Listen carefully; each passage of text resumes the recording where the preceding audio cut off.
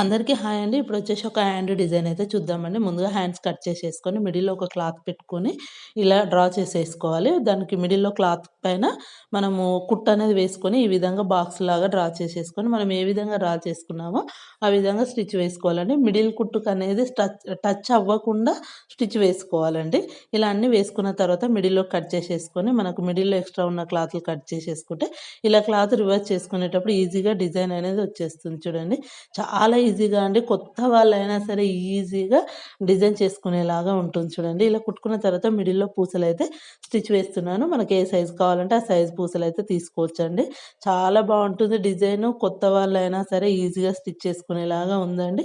Full video మన ఛానల్‌లో upload చేశానండి. లింక్ ఇస్తాను.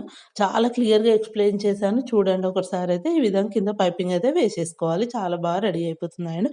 వీడియో నచ్చితే తప్పకుండా like, share and subscribe. Thank you for watching.